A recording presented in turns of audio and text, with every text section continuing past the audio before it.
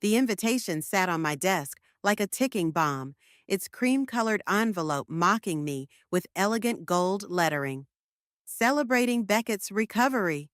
I wanted to tear it into 1,000 pieces, but my hands were shaking too much. My name is Kylie, and 3 months ago I had $87,132 in my college fund. Today I have exactly $0 and a family who thinks I should be happy about it. You're not still upset about this, are you? Mom stood in my doorway, wringing her hands like she always does when she's nervous. Honey, he could have died. I kept staring at the invitation, remembering all those weekends I spent working at the coffee shop, every birthday check from Grandma, every summer job since I was 15. You could have asked me first, I whispered. There wasn't time. The hospital needed. Don't. I spun around in my chair. Don't tell me there wasn't time. You had 3 days while he was stable before they needed payment. 3 days, Mom. She stepped into my room, her eyes landing on the art supplies scattered across my desk. The acceptance letter from the Art Institute of Chicago was still pinned to my bulletin board, though it didn't matter anymore. I couldn't afford to go. Your cousin needed emergency surgery. What were we supposed to do? Maybe ask his own parents, or take out a loan, or, I don't know, talk to me about using my entire future? The doorbell rang, saving Mom from responding. Moments later, I heard Natalia's voice downstairs, followed by her familiar footsteps bounding up to my room. Hey, Mrs. V, she said, squeezing past my mother. Mind if I steal Kylie for a bit? Mom retreated, and Natalia closed the door behind her. You look like hell. Thanks, really needed that today. Saw Beckett at the grocery store, she said, flopping onto my bed. He's looking good, almost like he didn't just steal your entire college fund. I threw a pencil at her. Not helping. You know what's really messed up? Natalia sat up, her expression serious. He doesn't even know. I heard him talking about how grateful he is for family support during his recovery, but he has no idea it was your money. That hit me like a punch to the gut. What? Yeah, he was telling everyone how his aunt and uncle helped cover the bills. Your parents never told him where the money actually came from. I grabbed my phone, pulling up the photos from last Christmas. There was Beckett, arm around my shoulders, both of us laughing as I showed him my portfolio. He'd been so excited about my art school plans. They're throwing him a party, I said, holding up the invitation. A celebration of his miraculous recovery, paid for with my dreams. Are you going? Haven't decided. I turned back to my desk, where my latest artwork sat unfinished. It was supposed to be my submission piece for a scholarship, but I'd lost motivation halfway through. My phone buzzed with a text from Dad. Don't forget to RSVP for Saturday. Beckett's asking if you're coming. Natalia read the message over my shoulder. You know what would be wild? If everyone knew the truth. What do you mean? I mean, they're all celebrating like heroes while you're sitting here with your future in pieces. Maybe it's time people knew what really happened. I thought about Beckett's girlfriend, Zaylee, posting those thankful messages about family support, about my relatives sharing prayer circle updates during his recovery, about my parents accepting praise for their generosity. I couldn't, I said, but even as the words left my mouth, something shifted inside me. Why not? You're an artist, right? Words can be art, too. Tell your story. Make them feel what you're feeling. My hand moved to my laptop, opening a blank document. The cursor blinked at me, waiting. It would destroy them, I said quietly. They destroyed your dreams first. Natalia picked up the invitation, turning it over in her hands. Sometimes the truth hurts. I started typing, the words flowing faster than I could think them through. Dear family, you're all gathering this Saturday to celebrate a miracle, but there's something you should know about the price of that miracle. Holy shit, Natalia breathed, reading over my shoulder. Are you really going to do this? I paused, my fingers hovering over the keyboard. The party was in 3 days. Everyone would be there: aunts, uncles, cousins, family, friends. All of them ready to celebrate while my college acceptance letter gathered dust. Maybe it's time for my own miracle, I said, and kept typing. The cursor blinked, waiting for more words, more truth. Outside my window, the sun was setting, painting my room in shades of gold, the same color as that damn invitation. I looked at my art supplies, at my empty bank account statement, at the family photos on my wall. Sometimes karma needs a little push. The smell of Mom's enchiladas usually made everything better, but tonight it just turned my stomach. I pushed the food around my plate, watching my parents exchange worried glances across the dining table. I talked to the community college today, Dad said, breaking the silence. They have some great art programs and— Stop! I set my fork down with a clank. Just stop. Kylie, we're trying to help, Mom pleaded. There are other options. Other options? I laughed, but it came out harsh and bitter. Like what? Starting over from zero while watching Beckett celebrate his recovery with my money? Dad's face reddened. That's not fair. He's family. And what am I? I stood up, my chair scraping against the floor. Because last time I checked, I was your daughter. But I guess that means less than being the cool aunt and uncle who saved the day. Sit down. Dad's voice hardened. We're not done discussing this. Oh, now you want to discuss things? That's rich. I pulled out my phone, showing them the latest Facebook post from Aunt Maria. Look at this. So grateful for my amazing brother and sister-in-law who helped save my son. The comments are full of people calling you saints. Mom reached for my hand, but I pulled away. Honey, please understand. Did you even consider telling them the truth? I demanded. Or were you too busy enjoying all the praise? It wasn't like that, Dad protested. We were protecting you. Protecting me? From what? From the family thinking you're selfish. The words burst from Mom like she'd been holding them back for weeks. If everyone knew you refused to help Beckett— Refused? My voice cracked. I never got the chance to refuse or agree because you never asked me. The doorbell rang, making us all jump. Through the window, I saw Gareth's car in our driveway. Great. Just what we needed. An audience. Dad went to answer the door while Mom and I stayed locked in our standoff. Hey, sorry to interrupt, Gareth's voice carried from the hallway. Left my jacket here yesterday. He appeared in the dining room doorway, taking in the scene, the untouched food, Mom's tears, my clenched fists. I should go, he said quickly. No, stay, I said, surprising myself. Maybe you can help explain something to my parents. You're objective, right? Kylie, don't, Mom warned. If someone took your life savings without asking, I pressed on, and then expected you to celebrate with them, would you just smile and pretend everything's fine? Gareth looked uncomfortable, but he didn't back down.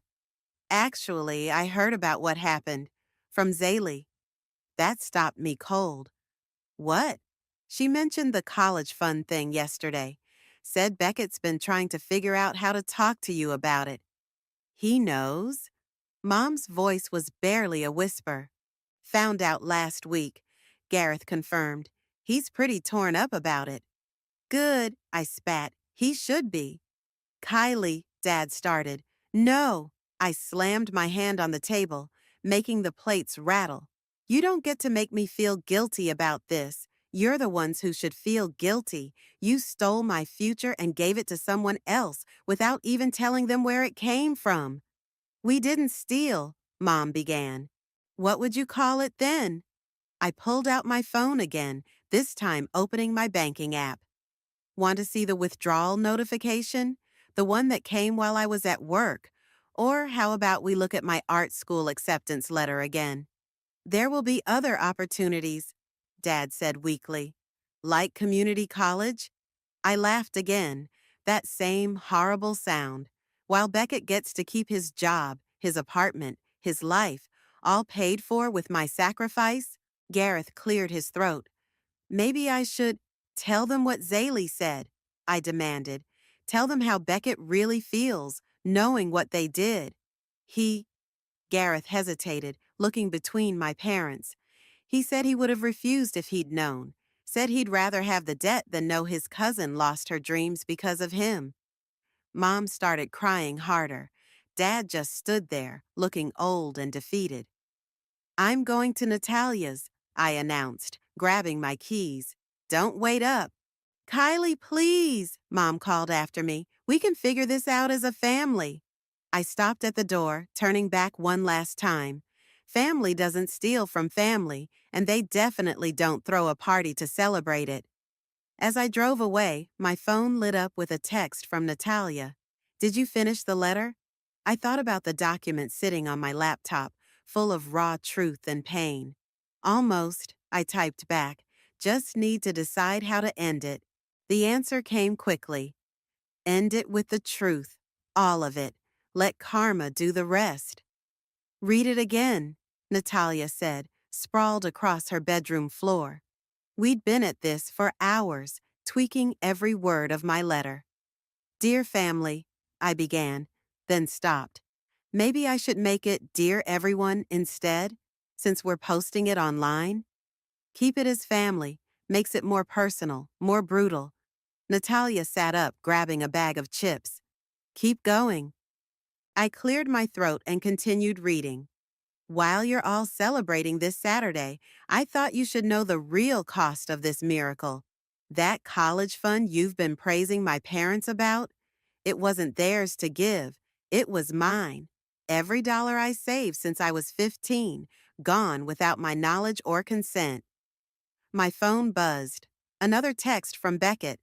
The fifth one today. I ignored it.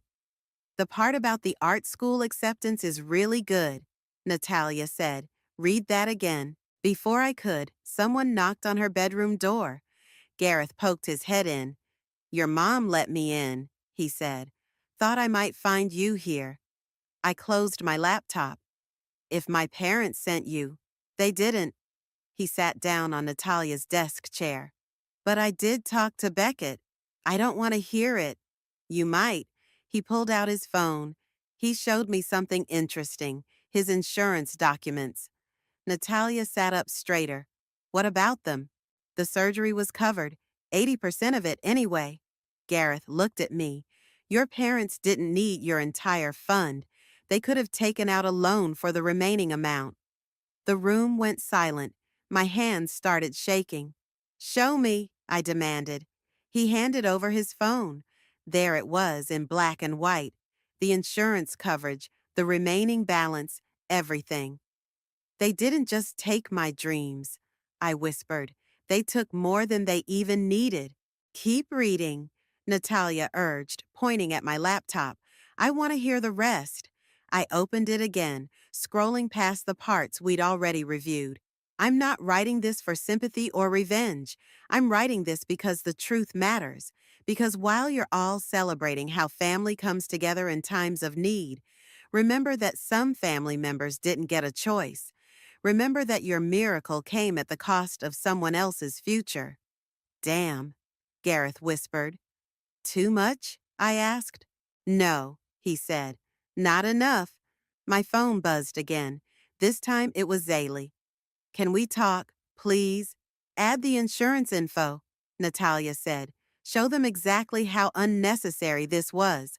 I started typing, but memories kept flooding back. Beckett teaching me to drive. Us sharing headphones on family road trips.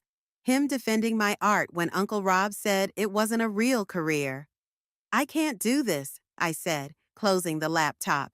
Yes, you can, Natalia insisted. They need to know. But what if what? She stood up, pacing. What if they feel bad? Good. What if the family judges them? They should. What if it changes everything? I cut in. What if there's no coming back from this? Gareth leaned forward. Things already changed when they took your money. At least this way. It's on your terms. My phone lit up with a text from Mom. Please come home. We need to talk. You know what's funny? I said, opening my laptop again. I always thought Beckett was like my brother. Turns out he was just the favorite child, and he's not even their kid. I started typing again, adding the insurance information. The words flowed easier now, fueled by this new betrayal. So enjoy the party, I read aloud as I typed.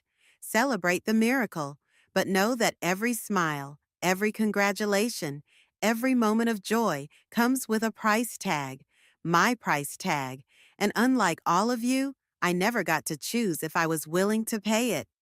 Post it, Natalia said immediately. Wait, Gareth held up a hand.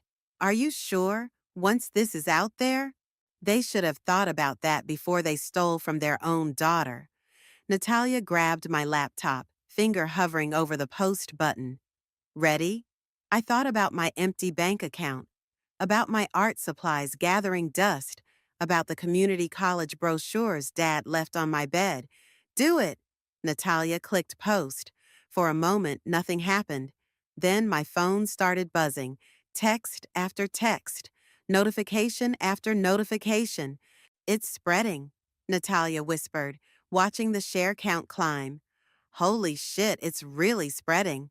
I picked up my phone, opening Beckett's last message. I never wanted this. I'm so sorry.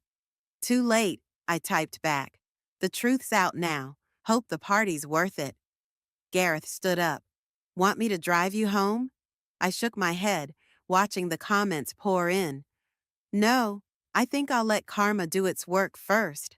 The post count hit 100 shares, then 500, then 1,000. The truth was finally out there, and there was no taking it back now. I hadn't expected the art community to be the ones who cared the most.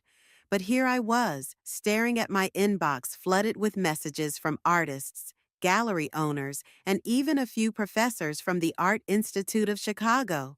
Look at this one, Natalia said, scrolling through my phone. As a gallery owner, I'm appalled by your story. Art shouldn't be sacrificed for family politics. DM me. We should talk about showcasing your work. My laptop pinged with another email notification. That's the third scholarship offer today, I mumbled, still in disbelief. The doorbell rang. I froze, but Natalia jumped up to check the window.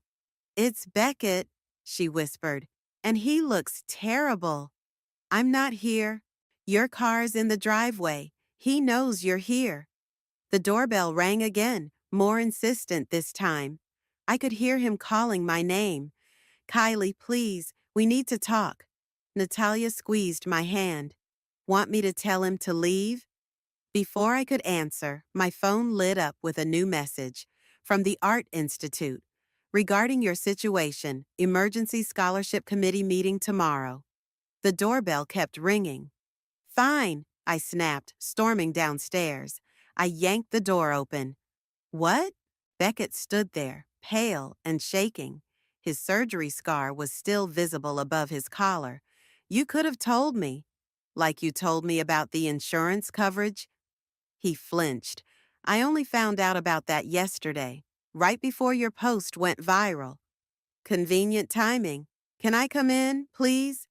I stepped aside, letting him enter. Natalia hovered at the top of the stairs, watching. I saw your portfolio online, he said quietly. The one you submitted to Chicago. It's amazing, Kylie. You really should be there right now. Yeah, well, someone's medical bills got in the way. I talked to my parents this morning. He sat heavily on the couch. They're mortified, said they offered to take out a loan, but Aunt Taya and Uncle Ian insisted on handling it themselves. My hands started shaking again. What? They never needed your money, not all of it anyway. He pulled out his phone, showing me texts from his parents. Mom and Dad had already figured out a payment plan with the hospital. Your parents just took over. The room started spinning. But they said there wasn't time, that it was an emergency. The emergency was the surgery. The payment plan came after. He looked up at me, eyes red. I would never have accepted if I'd known, Kylie. You have to believe that. My laptop pinged again upstairs. Another message, another opportunity born from my viral post. People are offering me scholarships, I said. Galleries want to show my work. All because I told the truth. Good. He stood up. You deserve it. All of it. The party's tomorrow. I know. I called it off. That stopped me. What?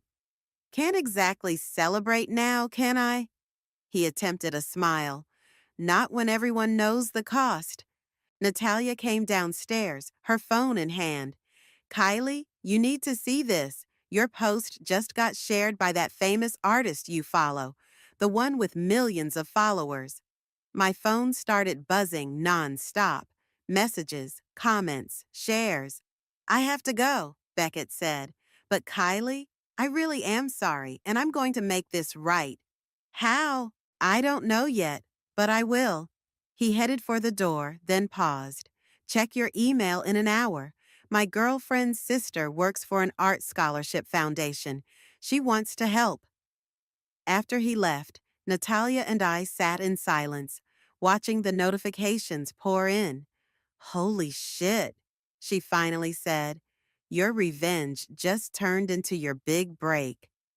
My phone rang, Mom calling for the 20th time today. I declined it. What are you going to do about tomorrow? Natalia asked. The party might be canceled, but people will still talk. Let them talk. I opened my laptop, clicking on the latest scholarship email. I'm done being the family secret. Your parents made their choice. I started filling out the scholarship application.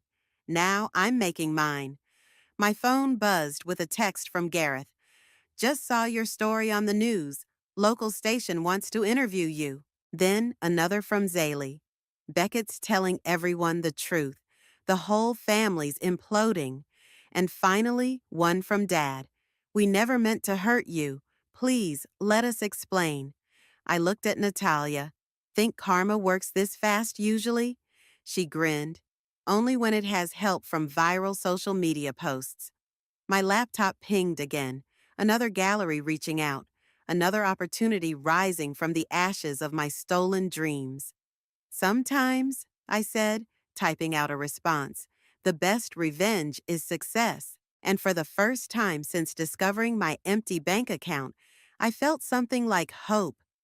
The house looked different now, with all the party decorations taken down. A few deflated balloons still littered the front yard, and a congratulations banner hung crookedly over the garage. I sat in my car, watching relatives arrive one by one, not for a celebration anymore, but for what Mom called an emergency family meeting. You don't have to go in, Natalia said from the passenger seat. You've made your point. My phone lit up with another message from the Art Institute. Scholarship confirmed. Please respond to accept. Actually, I said, grabbing my portfolio from the back seat, I think I do. We walked in without knocking. The living room was packed. Aunts, uncles, cousins, all talking in hushed voices that died the moment I entered. Mom and Dad sat on the couch, looking small and tired. Beckett stood by the window with Zaylee. Well, Uncle Rob broke the silence. Look who decided to air our dirty laundry to the whole world. Rob, Aunt Maria warned, but he continued. You couldn't handle this privately? Had to make us all look bad? I dropped my portfolio on the coffee table with a loud thud. Funny how you're more worried about looking bad than actually being bad. Kylie, Mom started, but I cut her off. No, let's talk about looking bad. I pulled out my phone, opening the viral post. Should I read the comments? The ones calling you thieves? Or maybe the ones praising Beckett's miraculous recovery while pointing out how you sacrificed your daughter's future for it? That's enough, Dad said. Is it? Because I just got offered a full scholarship. I turned to face everyone. Turns out, when you tell the truth about injustice, people actually want to help. Beckett stepped forward. Show them the portfolio, Kylie. I opened it, spreading my artwork across the coffee table. Paintings, sketches, digital designs, everything that could have been developed at art school. This is what you stole from me, I said quietly. Not just money, but opportunity, growth, dreams. We were trying to save a life, Mom whispered. With a payment plan that already existed, I shot back. Beckett told me everything. His parents had it handled, but you just had to play the heroes, didn't you? Aunt Maria stood up. We offered to take the loan. They insisted. Because they wanted the praise. I was shouting now, years of hurt pouring out. They wanted everyone to think they saved the day, and my future was just collateral damage. That's not true, Dad protested. Then why didn't you tell anyone where the money came from? Zaley spoke up, surprising everyone. Why let everyone believe it was your money? The room went quiet again. I have something to say, Beckett announced. He pulled out an envelope. This is a contract. I'm selling my car and my gaming setup. It's not enough to replace everything, but it's a start. Beckett, no, I began. Yes, he handed me the envelope. And I'm taking that loan my parents originally planned on. Every penny is going to you. Mom started crying. Dad just stared at the floor. The Art Institute wants me to start next semester, I said, my voice steady. Thanks to the scholarship that came from telling the truth you all tried to hide. So that's it? Uncle Rob demanded. You get your money back and we're just supposed to forget how you humiliated this family? No. I picked up my portfolio. You're supposed to remember. Remember that actions have consequences. Remember that family means protecting everyone, not just the person you choose to save. Natalia squeezed my hand as more relatives started talking all at once, arguing about loyalty and privacy and family honor. I have one more announcement, I said over the noise. That gallery downtown, they're showing my work next month, all pieces about family, betrayal, and karma. I looked directly at my parents. I hope you'll all come see what your choices inspired. Kylie, please. Mom reached for me, but I stepped back. The truth set me free, I said, and it got me exactly where I needed to be. So thank you, all of you. This family taught me that sometimes the worst betrayals lead to the best opportunities. I turned to leave, but Beckett called after me. Will you ever forgive us? Looking back at my broken family, my crying mother, my defeated father, my angry relatives, I managed a small smile. Ask me again when I graduate from art school. Walking out felt like breathing fresh air after being underwater. My phone buzzed with another message from the gallery owner. Your story resonates with so many. Can't wait to show the world your art. Ready to go? Natalia asked as we got back in the car. I looked at the house one last time, at the crooked congratulations banner and the deflated balloons. Yeah, I said. I think I finally am. Your story has over 1 million views now, Natalia announced, scrolling through her phone. We were setting up my pieces at the gallery, preparing for tomorrow's opening night. The comments are wild. People are planning to fly in just to see your work. I stepped back from hanging my centerpiece, a large canvas depicting empty hands reaching for scattered dollar bills that transformed into origami birds taking flight. Ms. Reynolds wants to see you, one of the gallery assistants called from the doorway. In her office. I found the gallery owner reviewing some paperwork. She looked up as I entered, gesturing for me to sit. We have a situation, she said, turning her laptop toward me. Your family's been calling, repeatedly. They're demanding we cancel the show. My stomach dropped. They can't do that. Of course not. But, she hesitated. They're threatening legal action. Something about defamation. The truth isn't defamation. I know, and we're still going forward. She smiled. Actually, that's not why I called you in. This came for you. She handed me an envelope with an international postmark. Inside was a letter from one of the most prestigious art schools in Paris. They saw your story, Ms. Reynolds explained, and your portfolio. They're offering you a spot in their program, full scholarship, including living expenses. My hands started shaking. Paris?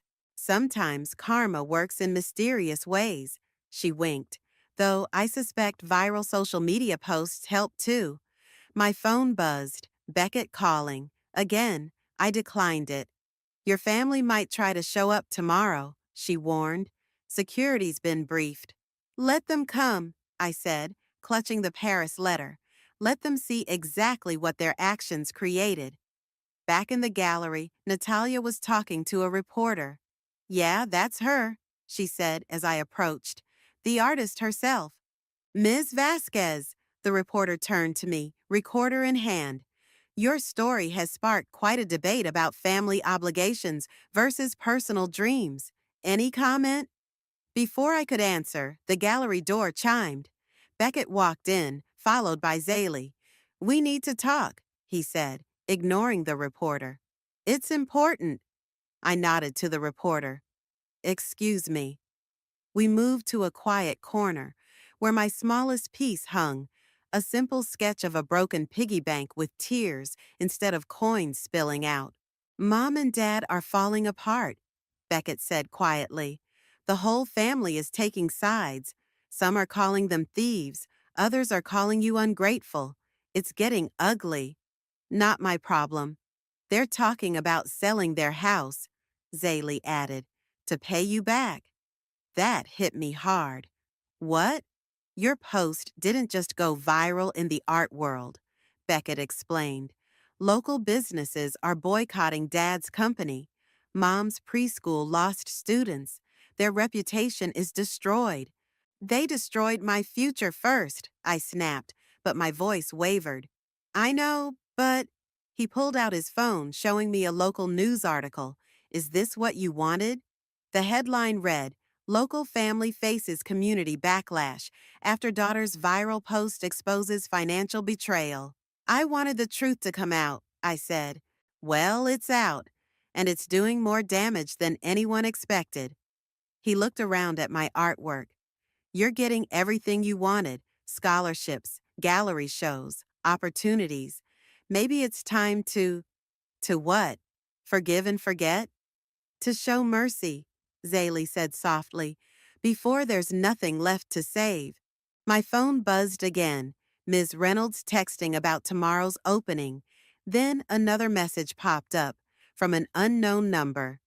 Your story inspired me to stand up to my own toxic family. Thank you.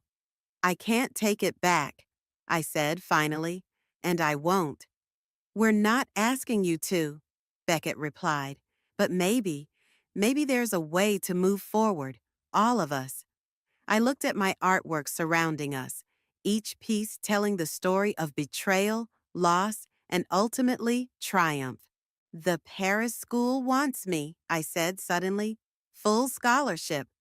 Beckett's eyes widened. Paris? That's amazing. Yeah, it is. I turned to face him fully.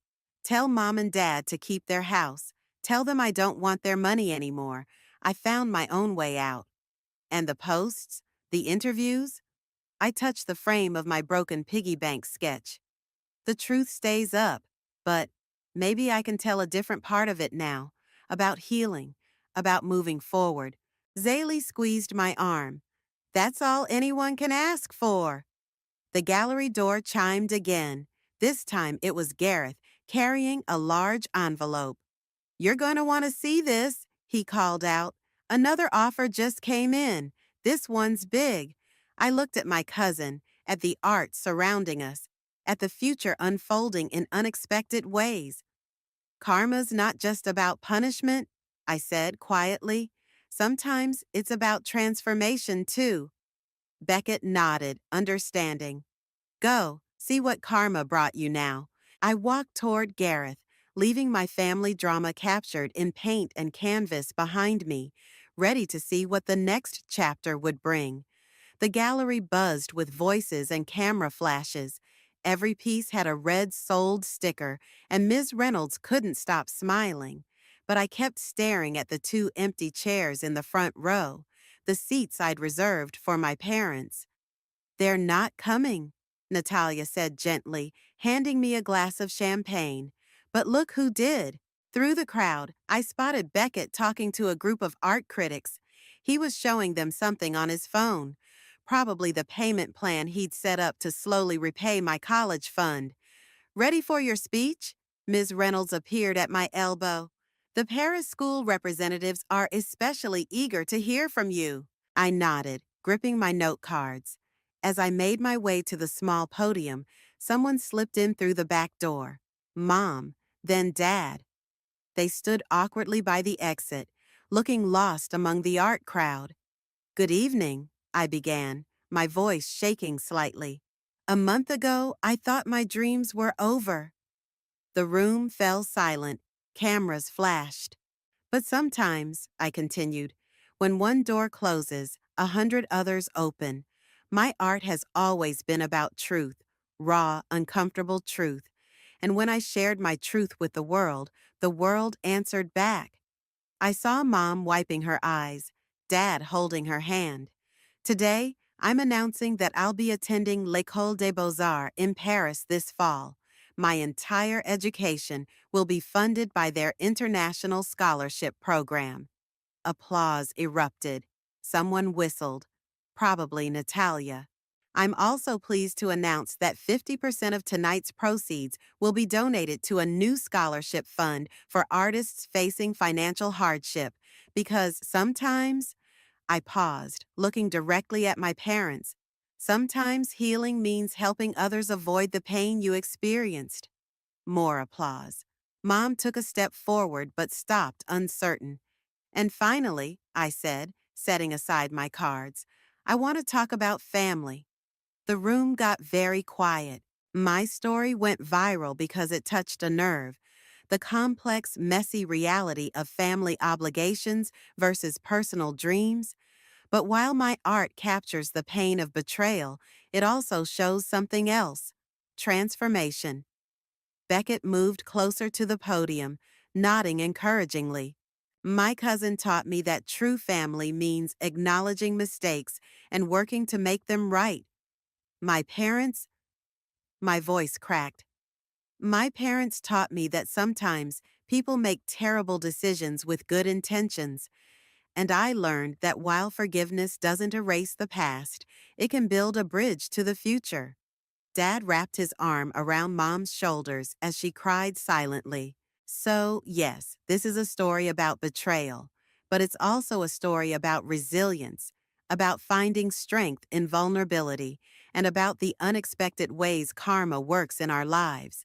After the applause died down and people returned to viewing the art, my parents finally approached. "We saw the article," Mom said quietly, "about us selling the house." "Don't," I replied. "I meant what I said about transformation. I don't need your money anymore."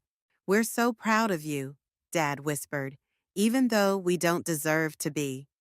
"Actually," Beckett interrupted, joining us with a folder in his hand, "I have something for all of us to sign."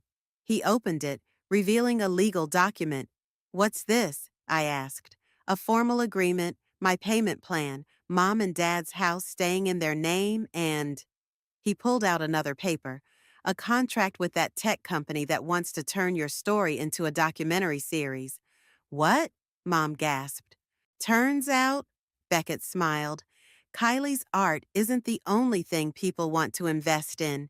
They want the whole story, betrayal, redemption, all of it. But they'll only do it if everyone agrees to participate." I stared at the contract. The number of zeros in the offered payment made my head spin. "Split 5 ways," Beckett continued. "You, me, your parents, and a portion for the scholarship fund you just announced." "I don't know," Mom started. "It's time," Dad cut in. "Time to tell the whole truth from all sides. We owe her that much." Ms. Reynolds appeared with a pen. "The Paris representatives want to meet you, Kylie, And there's a gallery owner from London asking about international showings. I looked at my family, broken but somehow healing, damaged but transforming. Then at my art on the walls, each piece telling part of our story. Okay, I said, taking the pen. Let's show the world what real family healing looks like. As we all signed, Natalia snapped a photo. For the documentary, she grinned. Later, standing among my sold out show, watching my parents awkwardly but earnestly talking to art critics, seeing Beckett proudly explaining my work to potential investors, I realized something profound. Sometimes the greatest art comes from our deepest wounds. And sometimes the most powerful revenge isn't about destroying others. It's about rebuilding yourself into something stronger, something unstoppable. Karma had done its work, but not in the way I'd expected. It hadn't just brought justice, it had brought transformation for all of us. Ready? Natalia asked, adjusting my scarf against the Paris winter. We stood outside l'École des Beaux-Arts, where my latest exhibition was about to open. Almost. I checked my phone. A text from Beckett. Documentary crew is set up. Family's all here. Even Uncle Rob came around.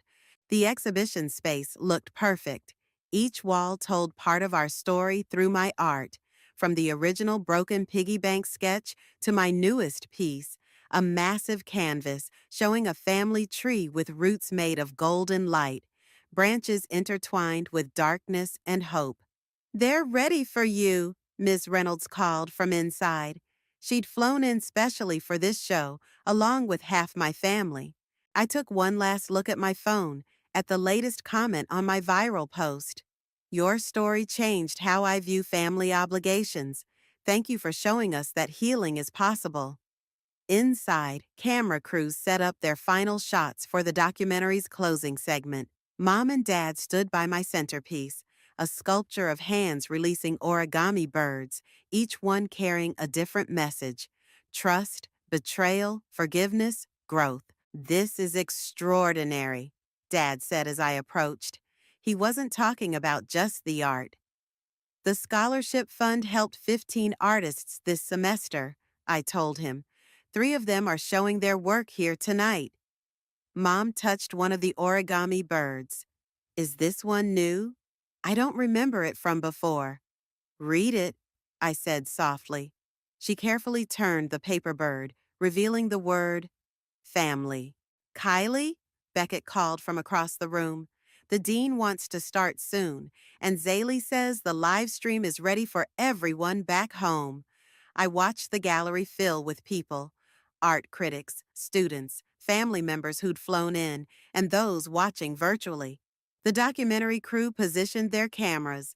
Before we begin, I announced, stepping to the center of the room, I want to share something. When I first posted about my family's betrayal, I thought I was ending a chapter. Instead, I was starting a whole new story. The cameras rolled as I continued. This exhibition isn't called betrayal or revenge or even justice. It's called transformation because that's what really happened to all of us. I gestured to the family tree painting.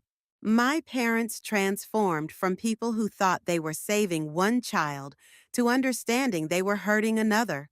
My cousin transformed from someone who benefited from my loss to becoming my strongest advocate for making things right. Beckett smiled, squeezing Zaley's hand, and I transformed too, from a victim to a voice, from lost dreams to new opportunities, from seeking revenge to finding purpose. Mom stepped forward suddenly. We have something to show you too. She nodded to Dad, who pulled out an envelope. What's this? I asked.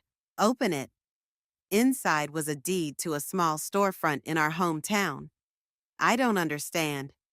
It's an art gallery, Dad explained. Your gallery, for when you're ready to come home sometimes, to help other artists tell their stories. We used the money we were going to spend paying you back, Mom added, since you wouldn't take it directly. The documentary crew zoomed in as I stared at the deed. The scholarship students can show there too, Beckett suggested. Make it a space for healing through art. Like you did, Natalia added.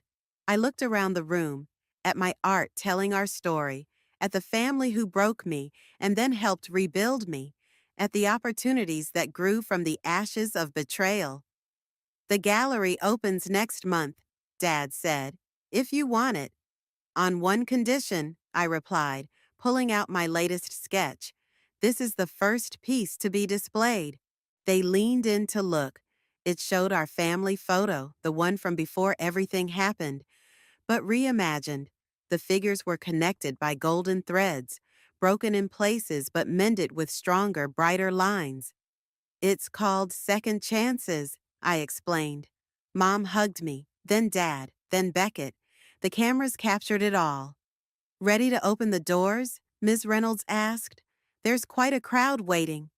I looked at my family, at my art, at the life I'd built from broken dreams. Yes, I said.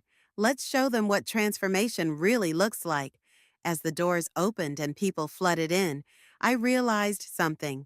Karma hadn't just given me justice, it had given me purpose. And maybe that was the greatest transformation of all. The documentary crew filmed as I cut the ribbon, officially opening the exhibition. Behind me, my family stood united, transformed, ready to write our next chapter together. Not as victims and betrayers, but as people who learned that sometimes the deepest wounds can create the most beautiful art. And sometimes the longest journeys lead you exactly where you need to be.